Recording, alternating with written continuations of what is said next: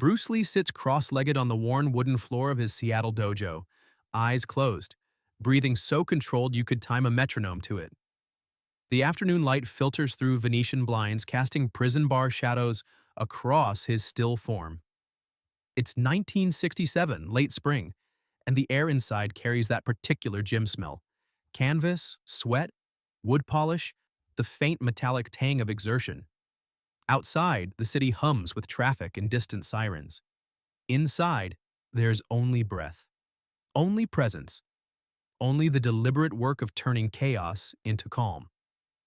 Bruce is 33 years old, 5 feet 7 inches, 135 pounds of precisely calibrated muscle and bone.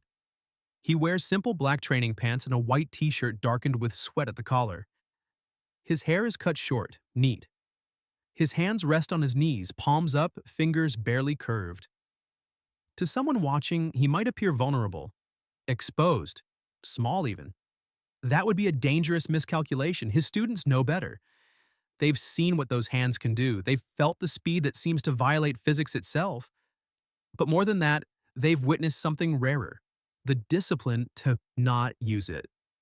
The restraint that comes from knowing you could end a confrontation in seconds but choosing to teach instead. Today, though, that restraint will be tested. The dojo occupies the second floor of an old brick building on Weller Street, above a laundromat that fills the stairwell with humid, detergent-scented air during business hours. 40 feet long, 30 feet wide, mirrors along one wall reflecting the space back on itself. Heavy bags hang from reinforced ceiling beams.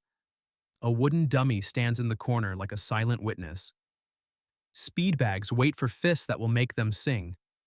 But right now, everything is quiet except for Bruce's breathing. 4 seconds in. Hold for 7. 8 seconds out. The meditation technique he learned years ago, adapted, refined, made his own. The practice that allows him to access what he calls emotional content. The ability to fight with total commitment while remaining fundamentally calm. His 3 afternoon students sit against the far wall, watching their teacher with a reverence that borders on worship. There's Jerry, 19, college dropout, who came to learn fighting and stayed because Bruce teaches something deeper. There's Linda, Bruce's wife, 22, blonde, graceful, 7 months pregnant with their second child, who understands her husband in ways his students never will. And there's Taki Kimura, Bruce's first student and closest friend, a 43-year-old grocer who saw potential in a brash young Chinese immigrant when others saw only trouble. They know not to interrupt. This is sacred time. This is where Bruce goes to quiet the voice that sometimes tells him he's not moving fast enough, not building his school quickly enough, not changing the world of martial arts quickly enough, the voice that sounds suspiciously like his father's, full of expectations and disappointment. The stairwell door opens with a bang that echoes like a gunshot. Heavy footsteps, not the careful pad of someone respecting a training space, but the deliberate stomp of someone who wants to be heard, wants to announce themselves, wants to dominate. Bruce doesn't open his eyes. His breathing continues unchanged. 4 in, 7 hold, 8 out. A man appears in the doorway, 6 feet 1 inch, 210 pounds, Caucasian, mid-30s, with the kind of build that comes from serious weight training: thick neck, barrel chest, arms that strain against his flannel shirt sleeves. Buzz cut. Small eyes, jaw set with the certainty of someone who's never been truly tested and therefore believes himself invincible. His name is Derek Simmons, former Golden Gloves boxer, current enforcer for local gambling operations, though he'd never admit that in polite company. He carries his credentials like armor: 12 professional fights, 9 knockouts, 3 years in the Army, a Purple Heart from Korea. He's used to people stepping aside when he enters a room. He scans the dojo with barely concealed contempt, takes in the wooden dummy, the light bags, the mirrors. His lip curls slightly. This isn't a real gym. This is some kung fu fantasy bullshit. Dancing and posing. No practical application against a trained fighter. Against someone who's felt real violence and dealt it back with interest. This the place? He says to no one in particular. His voice carries the rough edges of cigarettes and whiskey. This where the great Bruce Lee teaches his fortune cookie wisdom? Jerry starts to stand. Linda puts a hand on his arm, gentle but firm. Wait. Watch. This isn't your moment. Bruce's eyes remain closed. His breathing remains steady. But something has shifted in the room's atmosphere, like the pressure drop before a storm. Derek walks further into the space, boots loud against the floor. Hey, Tiny, I'm talking to you. Taki stands now, positions himself between the intruder and his teacher. This is a private training session, he says quietly. We're not open for walk-ins today. If you'd like to schedule, I don't want to schedule. Derek cuts him off. I want to see if this guy is legit or just another fraud selling exotic mysticism to idiots with more money than sense. You need to leave. Taki's voice remains calm, but his jaw tightens. 43 years of swallowing insults, of bowing and scraping as a Japanese-American grocer in a country that put his family in internment camps 20 years ago flash behind his eyes. But he holds his ground. For Bruce. For the dojo. For something that feels worth defending. Or what? Derek steps closer, using his height advantage. You gonna ask me politely until I cry and go away? That the kung fu secret? Bruce opens his eyes. It's not a dramatic gesture, no sudden movement, no theatrical flourish. Simply a man who was looking inward, now looking outward. But everyone in the room feels it. The way a forest goes silent when a predator emerges. The way air pressure changes before lightning strikes. He doesn't stand immediately. Just looks at Derek with an expression that's impossible to read. Not angry, not afraid, not even particularly interested. Just aware. You must be very unhappy, Bruce says quietly. His accent carries traces of Hong Kong, though his English is precise, almost formal. To walk into a stranger's school and try to provoke violence, what happened to you? The question lands like a slap. Derek's face flushes red. What the fuck did you just... You carry yourself like a man who needs to prove something, every day, to everyone. Bruce stands now, a fluid uncoiling that makes his previous stillness seem deceptive.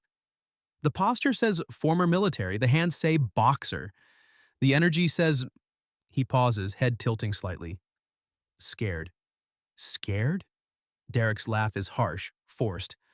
You're half my size, you little... Size is irrelevant. Bruce takes 3 steps forward, closing distance until he's within arm's reach. The size difference is comical. Derek has 80 pounds on him, 6 inches of height, reach advantage that should make any fight laughably one-sided. The question is whether you can actually use yours effectively. Try me. Derek's hands ball into fists. His weight shifts to the balls of his feet. Boxing stance, amateur but competent. Go ahead, Sifu. The title drips with sarcasm. Show me your ancient wisdom. Bruce shakes his head slowly. I don't want to hurt you. You couldn't hurt me if you tried. That's the problem. Bruce's voice carries genuine sadness now. Men like you come here every few weeks, always the same story. You heard about the Chinese guy teaching fighting. You need to prove he's a fraud. Prove your way is superior. Prove that size and strength beat speed and skill. Prove that all those years you spent learning violence actually mean something. Are you gonna fight or just run your fucking mouth? Linda stands now, concern crossing her face. Bruce! He raises one hand without looking at her. Wait. Trust me. Trust the process. I'll tell you what, Bruce says to Derek. I'm going to give you a free lesson. Right here. Right now. No charge. He points to the floor between them. You're going to try to hit me. Use everything you know. All that boxing training. All that street experience. Everything that makes you feel dangerous. Derek's eyes narrow. What's the catch? No catch. 11 seconds. That's all I need. 11 seconds for what? To show you how little you understand about real combat. About control. About power. Bruce's expression doesn't change, but something in his eyes goes very cold. Very distant. Like he's already watching this happen from somewhere else. 11 seconds to teach you something your ego won't let you learn any other way. You're on. Derek rolls his shoulders, cracks his neck. The sound is wet and loud in the quiet dojo.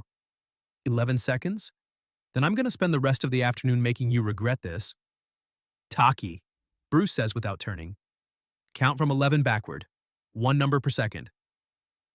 Taki checks his watch, the old Timex his father gave him before the war. Ready when you are. Ready. Bruce's hands come up, but not into any recognizable guard. They float in the space between him and Derek, loose, almost casual. His weight settles into his back leg. His breathing still that same meditation rhythm. 4 in, 7 hold, 8 out. The contrast is startling. Derek looks like coiled violence, all tension and compressed rage. Bruce looks like he's still meditating, just standing up now. 11, Taki says. Derek throws a jab, fast, technically clean.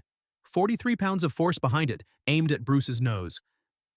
A shot that's put men on the canvas before. It hits nothing but air.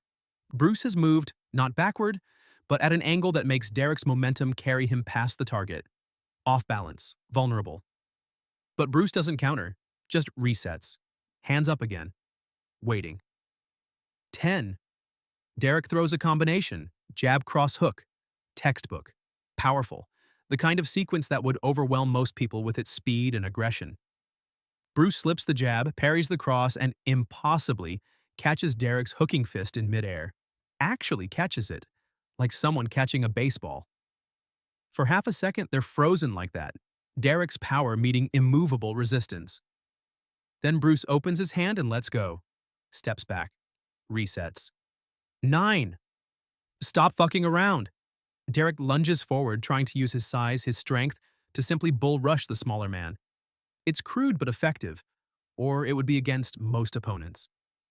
Bruce doesn't try to stop the charge. Instead, he uses Derek's own momentum to guide him past, adds a small push at the shoulder blade that sends the bigger man stumbling into the wall. Not hard enough to injure, just hard enough to humiliate. 8. Derek spins, face now fully crimson. You're dead! He comes in again, this time with low punches aimed at the body, trying to work around Bruce's defenses to make him defend and create openings. Bruce blocks 3 shots, tap, tap, tap, with forearms that might as well be made of oak. The sound of fist meeting arm is sharp, meaty. Derek feels the shock of impact rattle back through his knuckles. It's like punching a wall that moves. 7. The frustration is visible now. Derek's technique deteriorating, his breathing getting ragged. He throws a wild right hand, putting everything behind it. A punch that would cave in ribs if it landed. Bruce leans back just far enough that the fist passes a millimeter from his chin. And then, in the space between heartbeats, his hand shoots out. 1-inch punch. The legendary technique he demonstrated at the Long Beach tournament. Barely looks like he moved, but Derek stumbles backward 3 full steps, clutching his solar plexus, trying to remember how to breathe. 6. Derek's bent over now, sucking air. But pride won't let him quit. Or maybe it's something darker, the need to win so fundamental that even the evidence of defeat won't penetrate. He straightens, charges again, this time with a grappler's mentality. If he can just get his hands on Bruce, use his weight advantage, drag this to the ground. Bruce's foot comes up. Not a kick. Just plants against Derek's chest and pushes. The bigger man goes backward like he's been shoved by a car, crashes into the heavy bag hard enough to make it swing. 5. Derek's breathing is labored now. His shirt is soaked with sweat. But he's still coming forward, still trying. You have to give him that. The man doesn't quit. He throws 3 more punches, each slower than the last. Bruce blocks them almost gently, like a parent catching a toddler's swings.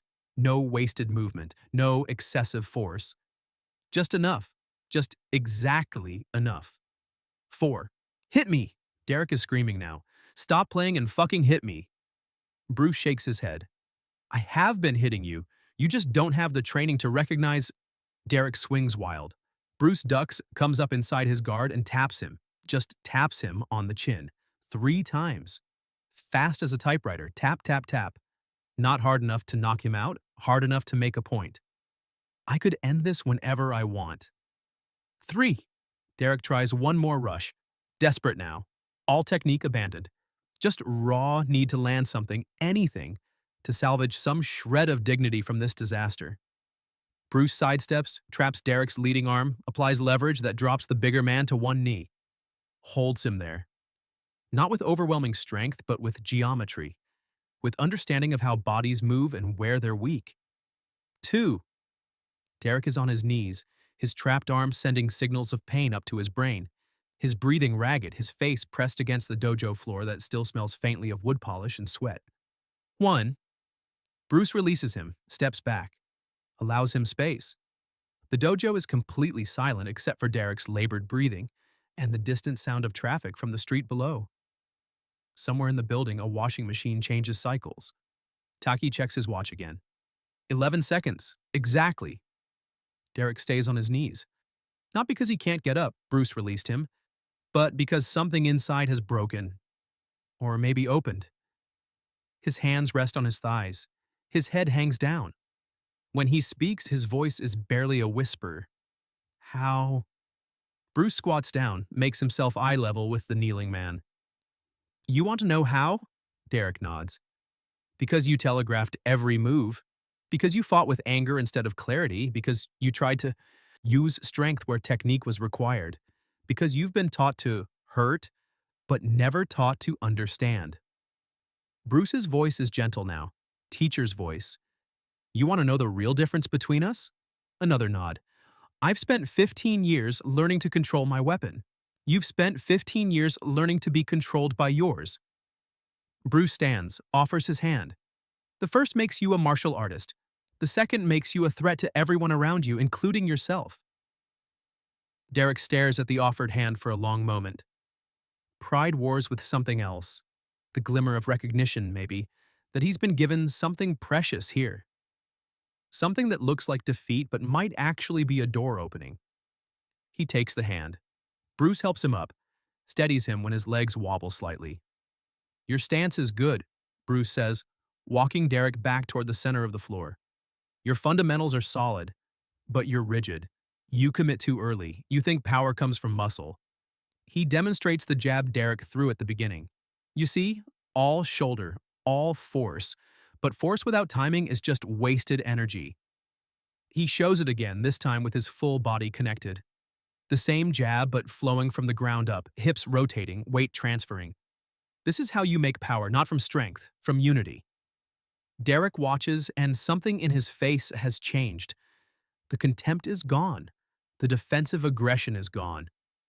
In its place, the naked expression of someone seeing something they didn't know existed. Why are you showing me this? Derek's voice is rough, confused. Why not just, I came here to prove something? Bruce nods. I know. But what does breaking you prove? That I'm a good fighter? I already know that. That my system works? I already know that too. He gestures around the dojo. You think this is about fighting? This is about teaching, about helping people understand their own potential, about taking the violence inside them and giving it direction, purpose, control. I don't. Derek's jaw works, trying to find words. I don't understand why you'd waste time on someone who disrespected me, who insulted my students, who came here looking for a fight. Bruce smiles slightly. Because I used to be you. Different circumstances, maybe, but the same energy, the same need to prove, the same anger looking for somewhere to go. He walks to the wooden dummy, runs his hand across the worn wood. When I was 18, I got in a fight in Hong Kong. Street fight. Roof fight, actually. Beat a kid pretty badly because he'd insulted my school, my teacher. You know what I learned? Derek shakes his head. That winning a fight with fists is easy. Winning a fight without becoming a worse person, that's hard. That takes real martial arts. Bruce turns back. You came here looking for a fight. I gave you something better. I gave you a mirror. What do you mean? You saw yourself through my eyes for 11 seconds.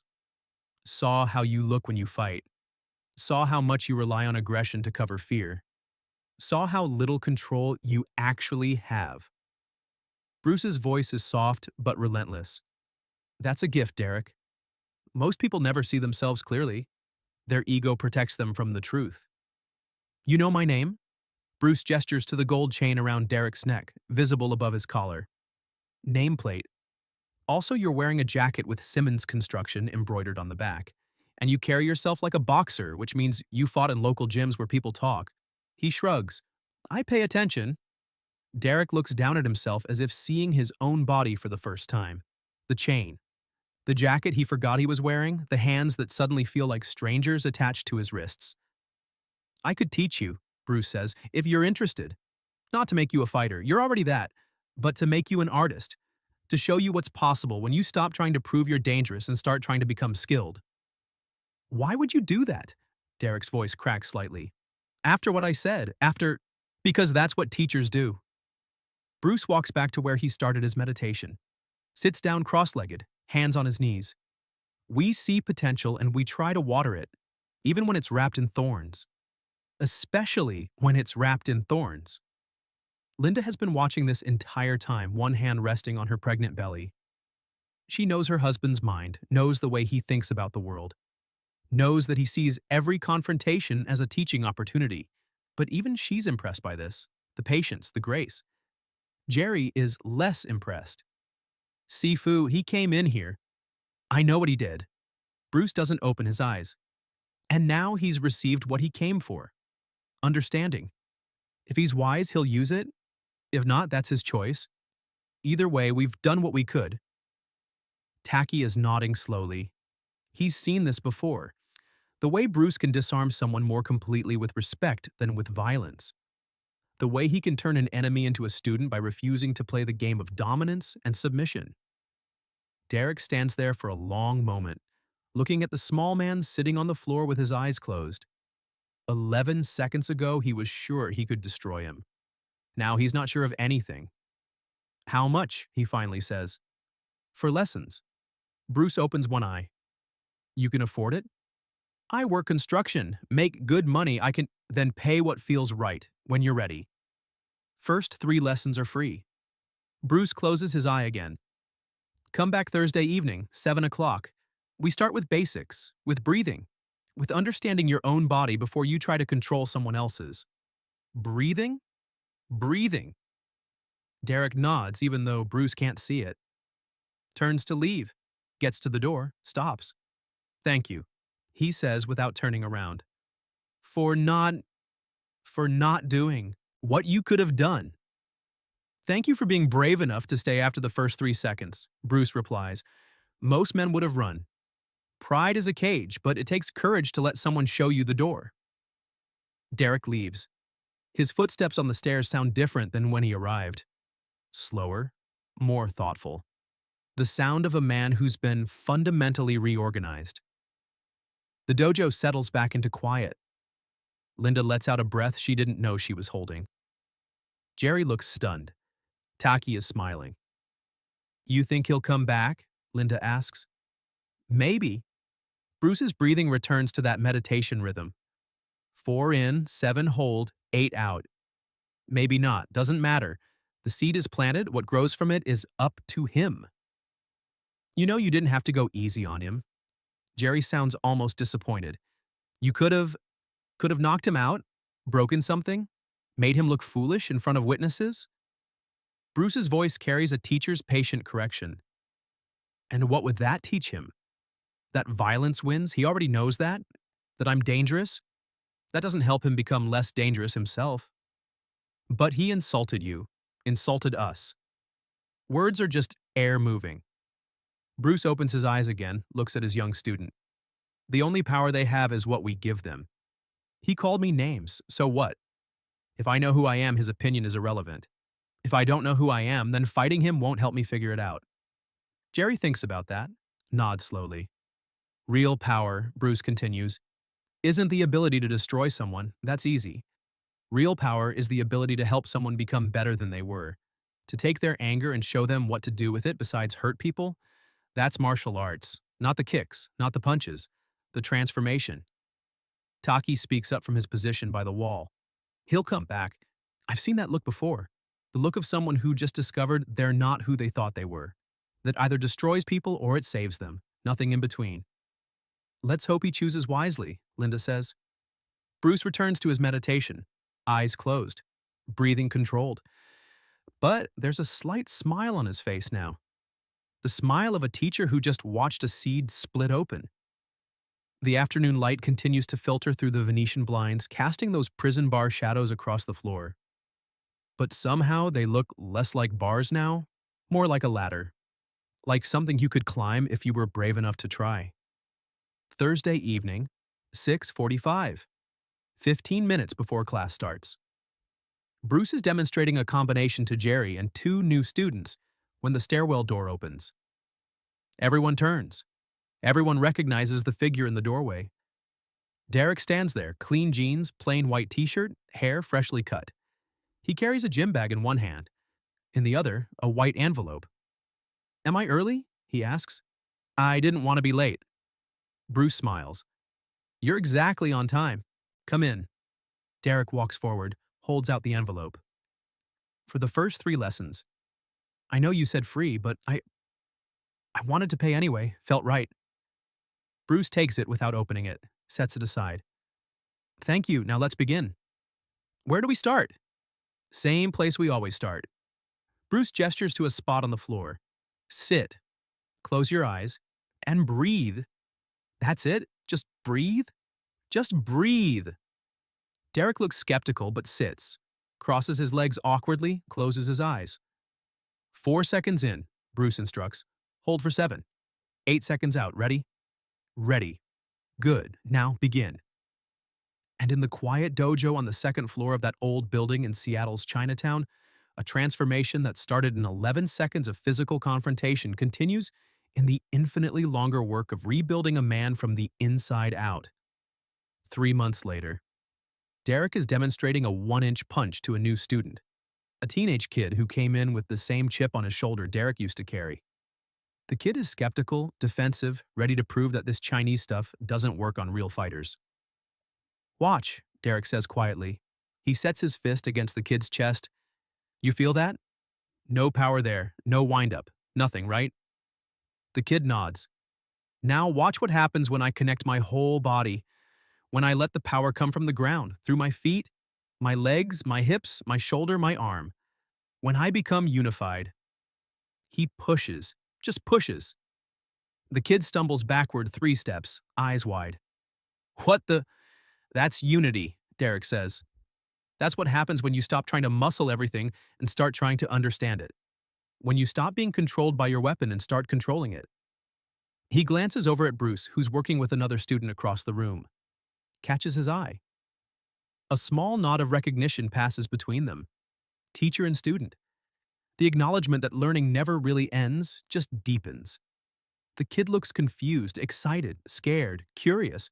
All the emotions Derek remembers feeling. "Can you teach me that?" "I can try," Derek says. "But first, you need to learn to breathe." "Just breathe?" "Just breathe." 5 years later, Bruce Lee is dead at 32. Cerebral edema. Too young, too fast, too shocking. The martial arts world reels. Hollywood reels. Anyone who ever met him feels the loss like a physical blow. Derek hears the news on the radio while driving to his construction site. Pulls over. Sits in his truck with tears running down his face, mourning a man he only knew for 3 years but who fundamentally altered the trajectory of his entire life. That evening, he goes to the dojo. It's no longer Bruce's. Linda has decided to close it, to focus on raising their children and managing Bruce's legacy. But Taki has the keys. Lets Derek in. They sit in the empty space that still smells faintly of sweat and wood polish. The wooden dummy stands in, the corner like a monument. The heavy bags hang still.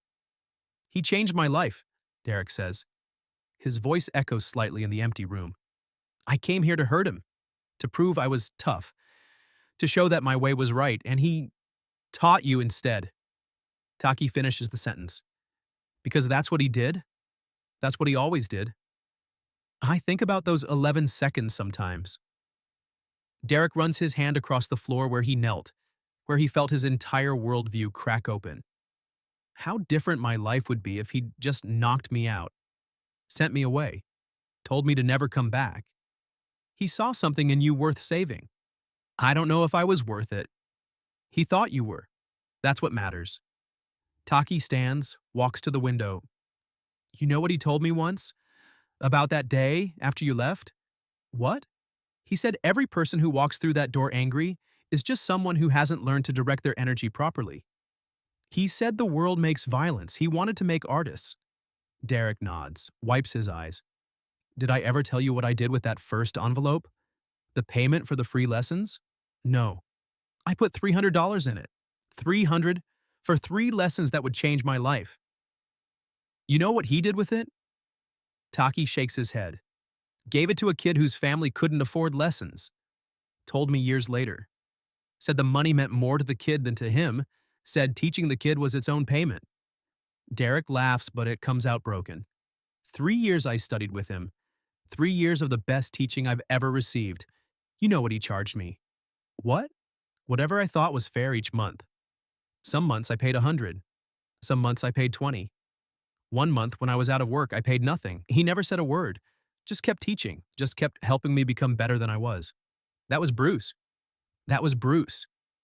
They sit in silence for a while. The light fades. The shadows grow long. You going to keep teaching? Taki finally asks. The Thursday night class. Derek thinks about it. The group of students he's been working with for the past year under Bruce's guidance. Construction workers mostly.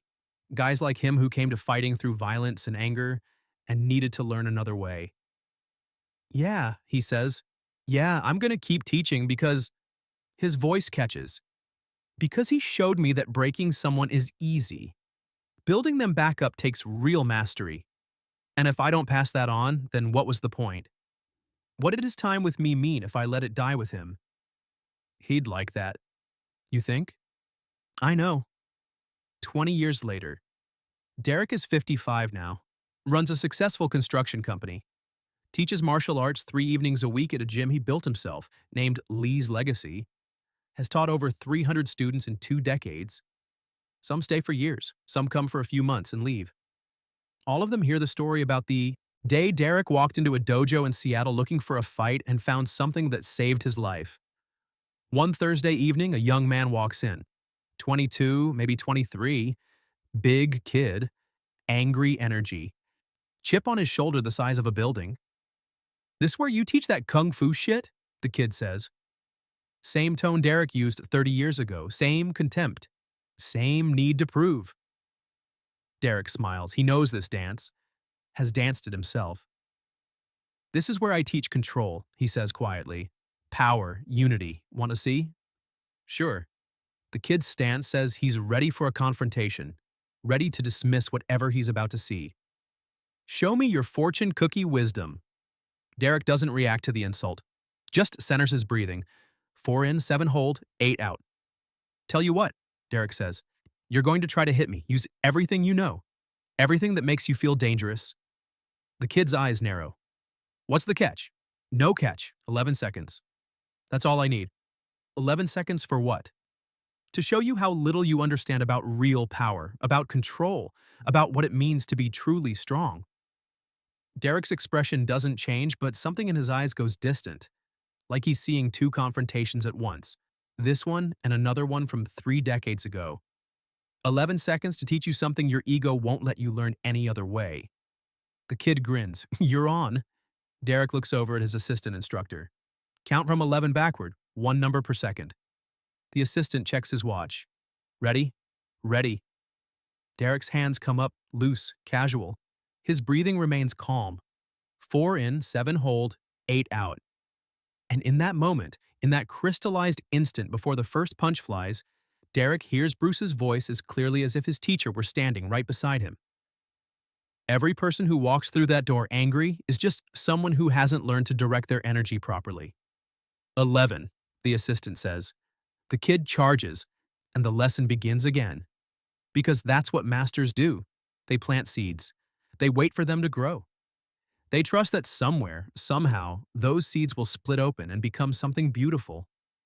Something that outlasts them. Something that turns violence into art and anger into understanding. Bruce Lee planted a seed in a dojo in Seattle in 1967. It took 11 seconds. 30 years later, that seed is a forest. And growing.